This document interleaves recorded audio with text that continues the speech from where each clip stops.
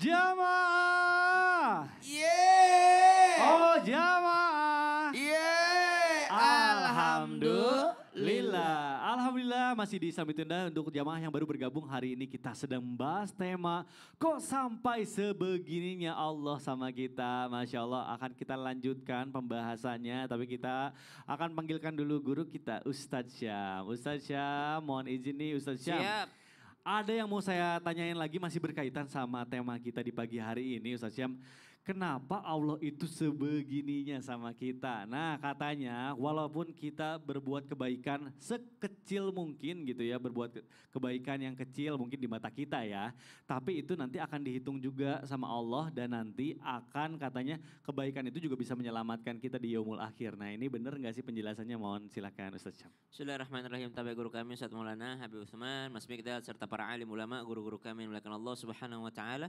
Al-Qur'an surah Al-Zalzalah ayat 7 dan 8. A'udzu billahi minasy syaithanir rajim. فمن يعمل مثقال ذرة خيرا يره ومن يعمل مثقال ذرة شرا يره Sadaqallahul azim. Allahumma arhamna bil Qur'an. Nanti akan tiba hari di mana satu-satu dipanggil oleh Allah Subhanahu wa taala. Lalu diputar ulanglah rekaman selama dia hidup di dunia, selama dia menjadi seorang yang mukallaf, yang mempunyai kewajiban untuk beribadah kepada Allah Subhanahu wa taala. Seluruh kebaikannya akan ditayangkan dan setiap ada kebaikan akan dihitung berupa pahala. Tapi ingat, begitu pula dengan keburukan. Tidak ada satupun yang luput dari penjagaan Allah Subhanahu wa taala. Lalu bagaimana agar kita ini mengisi rekaman hidup kita dengan banyak kebaikan? Yang pertama, rubba amalin saghirin tu'azzimuhun niyah wa rubba amalin kabirin tusaggiruhun niyah.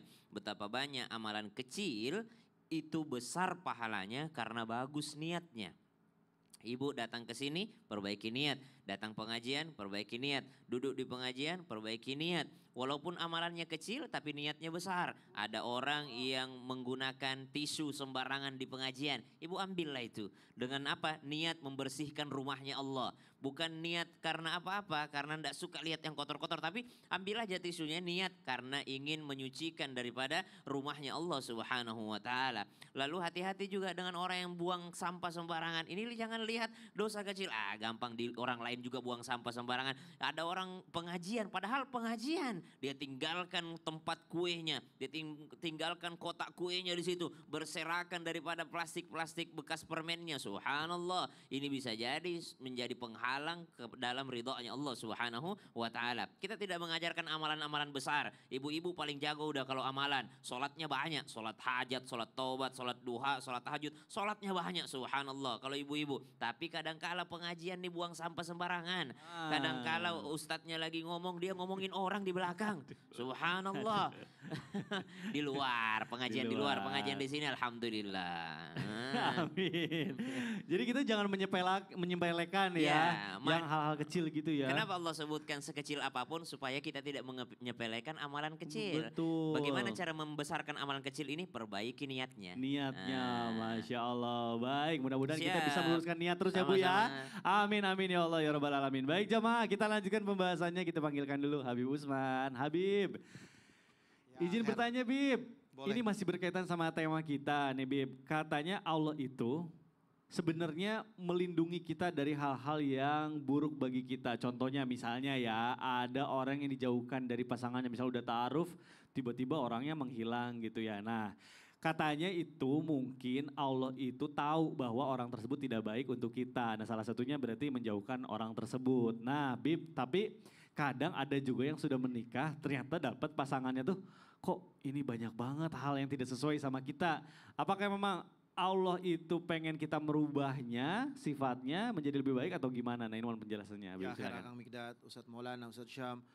Bismillahirrahmanirrahim. Allahumma sholli ala sayyidina Muhammad wa ala ali sayyidina Muhammad. Di sini ada dua hal. Yang pertama, alhamdulillah ya, saya tidak dijodohkan sama fulan bin fulan. Itu boleh jadi karena doamu. Boleh jadi karena doamu atau boleh jadi karena doa orang tuamu. Atau memang boleh jadi karena istikharahmu. Atau memang boleh jadi doanya dia yang gak dapat kamu. Mungkin kamunya gak benar. Kan kita gak tahu juga nih. Yang benar antara dia atau kita. Oleh karena itu berprasangka baiklah kepada Allah Subhanahu wa taala dan memperbaiki diri. Dan selalu berharap mendapatkan pasangan yang baik dan yang terbaik menurut Allah. Bukan menurut kita. Kalau menurut kita boleh jadi baik menurut kita, belum tentu baik menurut Allah. Tapi kalau menurut Allah sudah baik, pasti baik buat kita dan jadi kebaikan dan keberkahan. Itu yang pertama. Yang kedua di sini adalah ingat, pasangan itu bukan untuk dirubah, tapi untuk dipahami. Yang dirubah itu diri kita. Yang dirubah itu diri kita. Ini adalah manusia yang bukan egois. Kalau manusia yang egois adalah kamu harus berubah, kamu harus ikutin saya. Enggak. Tapi yang berubah diri kita selama konteksnya benar, sesuai syariat agama. Yang salah memahami dirinya salah. Yang benar jangan menganggap dirinya benar. Mungkin ini adalah teguran dari siapa? Dari Allah untuk memperbaikinya. Karena yang namanya jodoh itu, kalau Allah sudah berkehendak dengan kehendaknya, maka menjadi lebih takwa lagi. Lebih dekat kepada Allah. Sholatnya yang tadinya cuma 3 waktu, jadi 5 waktu. Yang 4 waktu jadi 5 waktu. Yang maghrib doang jadi semuanya dia sholat. Atau yang udah 5 waktu dia tambahin qobliyah ba'diyahnya, duhanya, tahajudnya dan lain sebagainya. Tambah taat, tambah dekat kepada Allah. Yang gak baca Quran jadi baca Quran. Yang gak bisa baca Quran jadi bisa baca Quran. Yang dia perkataannya buruk menjadi perkataannya baik. Yang biasanya setiap hari main game, gak mau baca Quran. Setiap hari main game, gak baca Quran. Yang dia nongkrong, ya kan, mancing atau ngapain lagi? Nongkrong sama teman-temannya, gosip. Akhirnya karena jodohnya bawel, berisik, akhirnya lebih dekat sama Allah. Bukan karena takut, ya kan? Bukan karena takut, tapi karena mencintai dan menyayangi. Oh ya udah, lebih baik lagi. Karena apa? Pasangan itu harus dipahami dan kembali dalam kebaikan. Bukan dia dirubah, tapi diri kita yang dirubah. Tapi kalau masalah prinsip, ya masalah keimanan, syariat gitu ya. Ya kan, masalah keimanan dan keyakinan, maka perbaikilah dengan apa? Dengan cari guru yang terbaik sehingga Masya berada dalam Allah. jalan yang baik. Baik, tepuk tangan dulu dong Bu. Ini bagus banget. Tapi kalau misalnya pasangan kita gak mau sholat, itu Bib harus diingetin ya Bib ya. Diingati. Nah baik. Baik jamaah, Masya Allah. Nah sekarang saya akan kasih kesempatan lagi. Jamaah yang di studio nanti boleh curhat lagi sama guru-guru kita yang ada di studio. Baik, kita masuk dulu ke dalam segmen curhat dong Ustadz. Iya, kami curhat. Baik, Habib Usman dan Ustadz Maulana sudah standby sekarang. Nih, Yang mau baiknya. curhat, boleh angkat tangan yang tinggi. Coba lihat. Siapa Oh, ya? Tadi yang pertama ibu sebelah sini dulu deh Iya, Ustadz. iya. Ibu boleh berdiri di tengah-tengah kami ya. Boleh di sini kenalan dulu namanya siapa dari mana, silakan Ibu. Bismillahirrahmanirrahim. Assalamualaikum warahmatullahi wabarakatuh. Waalaikumsalam warahmatullahi wabarakatuh. Perkenalkan, nama saya Ibu Lis Kartika dari Majelis Taklim Syifaul Qulub. Kepongpongan, Talun, Cirebon. Dari Kepongpongan. Cirebon. Talun, Cirebon. Keren. Baik Ibu, silakan Ibu. Izin Curhat. bertanya Pak Ya. Ustadz. Ini kan ada titipan pertanyaan. Bukan ibu. Bukan, bukan. Ada titipan pertanyaan, sedang diuji dengan masalah fitnah. Kebetulan dalam keluarga tersebut dikaruniai putra-putri yang soleh-solihah, lingkungan yang baik, tetangga yang baik, mertua yang baik, ibu yang baik, semuanya baik. Tapi ternyata dari pasangannya gitu. Ujiannya itu dari pasangannya yang dalam pekerjaannya sedang dihantam ujian fitnah yang secara terus-menerus. Mohon sarannya, gimana sebaiknya, apa barangkali ada doa khusus gitu, supaya lebih kuat dalam menghadapi fitnahan-fitnahan tersebut. Baik, Mungkin Ibu. itu saja Pak Ustadz. Baik, mungkin Habib Usman terlebih dahulu. Bismillahirrahmanirrahim. Allahumma sholli ala sayyidina Muhammad wa ala sayyidina Muhammad. Ibu, alhamdulillah Allah berikan anak yang soleh solehah, pasangan yang soleh, ibu yang solehah, dan juga keluarga yang Allah kasih keberkahan di dalamnya. Tapi ujiannya datangnya dari luar, yakni dari pekerjaan suaminya yang difitnah. Bagaimana caranya? Dakwatul majlum, doanya atau permintaannya manusia yang dalam keadaan terzolimin, itu dikabulkan sama Allah. Da'watul mazlum, itu langsung sampai kepada Allah Subhanahu wa ta'ala. Tanpa hijab, tanpa penutup. Jadi ketika ibu dan suami ibu terzalimin atau suami ibu yang terzalimin, maka suami ibu suruh pulang ke rumah, tenangin diri, sholat 2 rakaat, minta sama Allah. Dengan hati yang yakin, bukan hati yang lalai. Dengan hati yang yakin, ya Allah jadikanlah kebaikan dan keberkahan untuk kami. Ujiannya alhamdulillah dari luar, bukan dari dalam. Kalau misalkan ini bukan rezekinya di sini, ya Allah berikan rezeki di tempat lain, tapi jauh lebih banyak dan lebih berkah. Amin, yang lebih halal. amin, amin. Jadi minta sama Allah. Jangan kita musuhin orang itu. Jangan kita benci orang itu. Jangan kita balas lagi orang itu, jangan. Mungkin orang itu adalah perantara ibu dekat kepada Allah. Perantara daripada apa? Mau naik tingkatan, naik kelas lagi. Sehingga amin, apa? amin, amin. Biarin Allah yang balas kalau dianya. Gak jadi masalah. Baik. Kalau Allah udah balas udah dahsyat. Tapi ibu hatinya tenang, biarkanlah. Faman afa wa aslaha fajruhu 'ala Allah. Ibu maafin, surga bagi ibu, dikabulin doanya oleh Allah. Amin, amin ya Allah. Ibu maaf kalau boleh tahu nih sebelum Ustadz Maulana menambahkan, fitnahnya apa sih Bu kira-kira nih misalnya? Fitnahnya itu dituduh sesuatu yang tidak dilakukan Oh oleh gitu. bapak tersebut. Oh Gitu. baik, Sebenarnya bapak itu bisa saja membuka, tapi katanya takut karena kalau membuka semuanya ada keluarga-keluarga lain yang akan jatuh. Dan Oh. bapak tersebut tidak mau kalau itu terjadi. Tepuk tangan Baik, dulu baik, dong. baik, baik, bagus.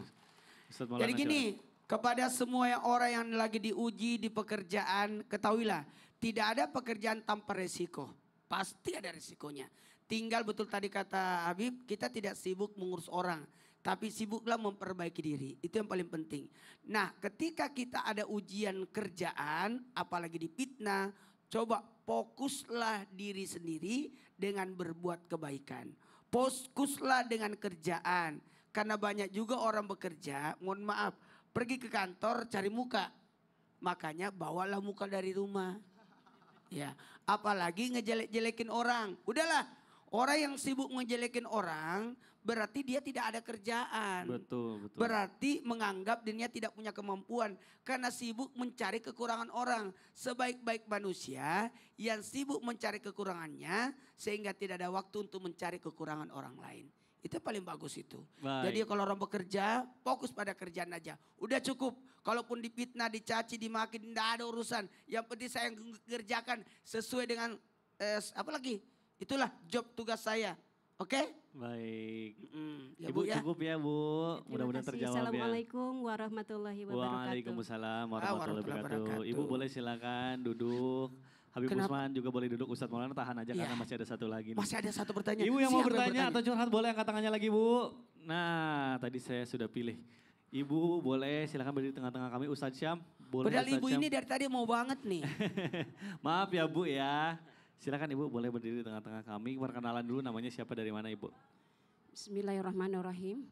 Assalamualaikum warahmatullahi wabarakatuh. Waalaikumsalam. warahmatullahi wabarakatuh. Nama saya Ibu Windia dari Majelis Taklim Syifaul Qulub dari Kepompongan, Cirebon. Kecamatan Talun, Kabupaten Cirebon. Wih, tepuk tangan dulu dong Bu, biar semangat Bu. Aduh tepuk tangannya lemes banget. Silakan Ibu, baik. Mungkin ini curhatannya apa? pertanyaannya titipan ya Pak, ya Ustadz. Yaitu gini, Ibu buka jastip. Jasa titipan. Jasa titipan Iya. curhat. Ibu ini udah ditinggal suaminya. Ya, Sebelum ditinggal suaminya itu melarang istrinya itu untuk kegiatan-kegiatan lain. ya. Terus suaminya meninggal, apakah kegiatan-kegiatan yang dilarang oleh suaminya itu bisa menyebabkan harus dilanjutkan atau enggak gitu? Tergantung. Jadi kalau kegiatannya memang sesuatu yang tidak baik untuk sang istri ini, maka ya tetap ditaati. Iya. Tapi kalau terpaksa dia melakukan, contoh misalnya, lah dia larang saya bekerja, lah ternyata dia mati muda. bagaimana saya menghidupi diri saya dan anak-anak saya, subhanallah. Jadi ada beberapa keadaan-keadaan memang. Tapi kalau misalnya dia mengatakan kau tidak boleh datang ke tempat ini karena kalau kau ke sana bergibah, taati aja karena sesuai dengan perintah Allah Subhanahu wa taala. Iya betul, kamu tak pertahankan hijab panjangmu, jangan kau bergaul sama ini karena kalau kau bergaul sama dia kembali kau pakai jilbab pendek lagi. Itu bagus ditaati. Tapi kalau sesuatu yang membahayakan nyawa, sesuatu kau tidak boleh pulang ke rumah orang tuamu ya kalau saya sudah mati. Wah, ini jangan ditaati. Tidak sesuai dengan perintah Allah Subhanahu wa taala. Tidak ada perintah manusia yang mengalahkan perintahnya Allah Subhanahu wa taala. Tidak ada perintah manusia yang akan membuat dia bermaksiat kepada Allah Subhanahu wa taala. Apalagi kalau misalnya sang perempuan ini ternyata ada jodohnya lagi, bersuamikan lagi, maka dia lebih taat kepada suami yang baru dibandingkan suami yang lama. Jadi dilihat juga jenis perintahnya seperti apa, jenis wasiatnya seperti apa. Baik Ibu, mudah-mudahan terjawab ya Ibu. Ya, wassalamualaikum warahmatullahi wabarakatuh. Waalaikumsalam warahmatullahi wabarakatuh. Silakan duduk kembali Ibu. Baik, alhamdulillah jamaah, demikianlah perjumpaan kita di pagi hari ini. Mudah-mudahan bermanfaat dan kita bisa mengamalkannya. Terima kasih guru-guruku, terima kasih jamaah yang ada di studio dan juga jamaah yang sudah menyaksikan di rumah. Akhir kata saya Mikdad Tadausi mohon undur diri, mohon maaf apabila ada kesalahan. Wabillahi taufiq wal hidayah. Wassalamualaikum warahmatullahi wabarakatuh. Waalaikumsalam warahmatullahi